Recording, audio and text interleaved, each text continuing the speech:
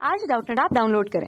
Doubtnut पर अपने सभी गणित, रसायन विज्ञान, भौतिक विज्ञान और जीव विज्ञान के डाउट्स का करो सफाया। बस प्रश्न की फोटो खींचो, एक ही प्रश्न को क्रॉप करो और तुरंत वीडियो सोल्यूशन पाओ। अभी डाउनलोड करें। क्वेश्चन हमारे पास है कि एक वस्तु एक क्षैतिज सतह पर आगे की ओर फिसलती हुई लुढ़कती है, मतलब उसकी जो गति होती है वो रोलिंग विद फॉरवर्ड स्लिपिंग की कंडीशन है। अब इसके केंद्र का वेग vc है जो रेखीय वेग को प्रदर्शित करता है और इसके सबसे ऊपर बिंदु का वेग यहाँ पर vt है। तब पूछा जा रहा है कि कौन सी कंडीशन यहाँ पर सही होगी। क्या vt का मान 2 vc के मान से ज्यादा होगा, क्या vt का मान 2 vc के मान से कम होगा, या vt का मान 2 vc के मान के बराबर होगा। ठीक है, ये तीन कंडीशन हमें दिए हुए हैं। अब इसके लिए हम ले लेते हैं कि एक हमारे पास वस्तु है। ठीक है, वस्तु है तो हम ये गोली वस्तु ही हम उसे कह पाएंगे, क्योंकि यही ऐसी वस्तु होगी जो लुढ़क सकती है। ठीक है, गोली रूप में अगर हम बेलन की बात कर देते हैं, हम किसी ठोस गोले की बात कर देते हैं, या चक्ति की बात कर लेते हैं, या वलय की बात कर लेते हैं, तो ऐसी कंडीशंस पर हम इन वस्तुओं की तुलना कर सकते हैं जो क्वेश्चन के हिसाब से बताया गया है। अब देखिए, एक वस्तु हमने ले लिया और उसका केंद्र हमने लिया O। ठीक है, अब हम ये कहते हैं कि मान लीजिए ये निश्चित कोणीय वेग ओमेगा से घूर्णन कर रही है। ठीक है, तो घूर्णन अगर वो कर रही है तो उसकी स्थितियां कैसे कैसे बदलेंगी। एक तो वो स्वयं की अक्ष जो उसके केंद्र से होकर के गुजरता है, जो कागज के तल के लंबवत होगा, उसके परिता वो घूमेगी। साथ साथ उसका स्पर्श बिंदु जो होगा, यहाँ पर स्पर्श बिंदु वो भी बदल कब की स्थिति पर, जब वह वहां से स्थानांतरित गति करेगी। तो इसकी गति को हम बोलेंगे एक तो घूर्णी गति।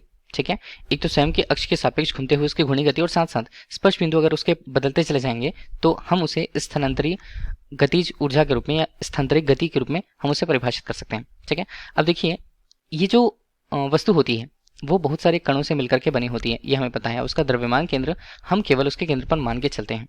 अब देखिए, द्रव्यमान केंद्र मान लीजिए इस पिंड के लिए हमने माना कि बिंदु ऊपर है, इसलिए हमें माना। ठीक है, तो इसके लिए अभी हम उसे COM या सेंटर ऑफ मास कहते हैं। ठीक, तो यहाँ पर एक बिंदु हम ले लेंगे। बिंदु कौन सी बनेंगी, बिंदु O यहाँ पर है। ठीक है, O को हमने ले लिया बिंदु C के रूप में जो केंद्र को प्रदर्शित करता है। एक और बिंदु हमने इस वस्तु के जस्ट ऊपर पर लिया हुआ है, सबसे ऊपर बिंदु पर, तो इसे हमने क्या कर दिया, इसे हमने T बिंदु कह दिया।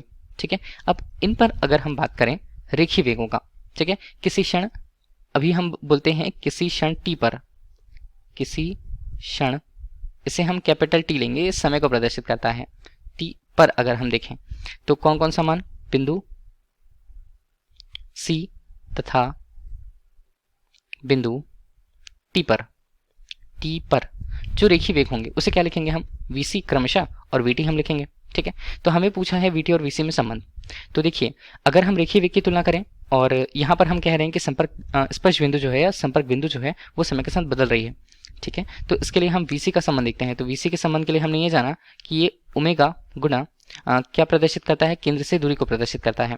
ठीक है, ओमेगा हमने लिया, R जो होता है मतलब एक जो दूरी होती है वो केंद्र से दूरी और जिस अक्ष के परिता वो घूम रही है उसके मध्य की दूरी देखा जाती है।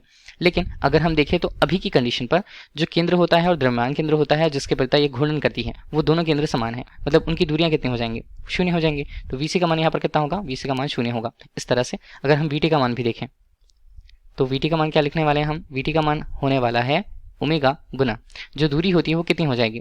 अगर हमने इस वस्तु के लिए, जो गोलाकार वस्तु है उसके लिए उसकी त्रिज्या को अगर हमने R मान दिया, तो मतलब बिंदु T से C तक की जो दूरी होगी उसे हम R लेंगे। ठीक है, तो ओमेगा गुणा R यहाँ पर मान हो जाएगा। तो ऑब्वियसली हमें ये दिख रहा है कि Vc का मान जो है वो कम है, Vc का मान जो है वो कम है Vt की तुलना में। ठीक, तो यहाँ पर कौन सी कंडीशन सेटिस्फाई होती है या कौन सी समीकरण संतुष्ट होती है वो हमें देखना है।